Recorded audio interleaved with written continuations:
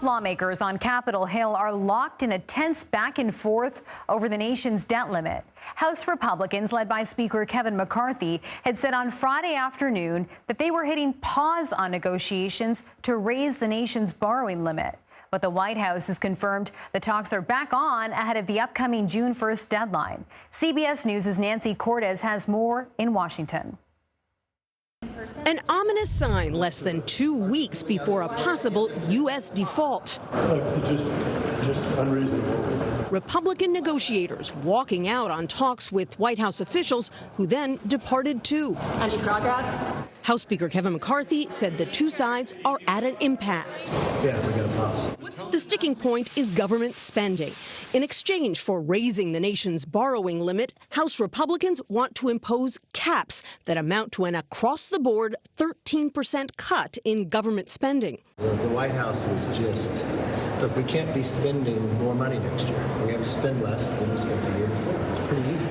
The White House says it is open to some cuts and that an agreement is still possible if both sides recognize that neither side will get everything it wants. Then we're not going to sit here and talk to ourselves. Unless Congress acts, the U.S. will default on its debt as soon as June 1st, an outcome widely viewed as an economic calamity. And CBS News chief White House correspondent Nancy Cortez joins us now live with more on this. Nancy, how is the White House feeling about this pause, even if it is temporary?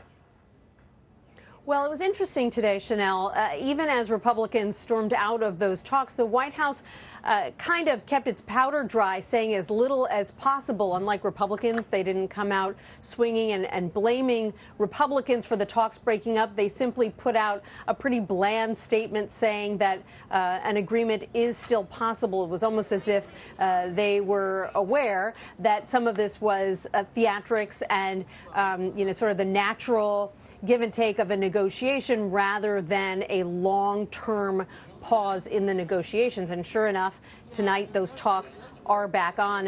And a key negotiator that I spoke to a short time ago said that they were preparing for the possibility of a long night and a lot of work this weekend.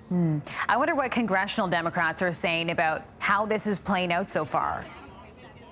Well, congressional Democrats are definitely saying that they're worried that the White House will give too much, particularly when it comes to work requirements for social programs, things like Medicare, Medicaid, welfare. They don't want the White House to get talked into adding stiffer work requirements than already exist. That's something that Republicans do want. And there are some Democrats who are urging the president to use the 14th Amendment, essentially a constitutional maneuver to prevent a default if there is no agreement reached by the Republican and Democratic negotiators. The problem is that it is a completely untested theory, the possibility that you could even use the 14th Amendment, and there are serious questions about whether it would hold up legally. So White House officials don't seem to think that it's a very realistic option at this time. Well, lots to follow here before that deadline of June 1st. Nancy, thanks so much.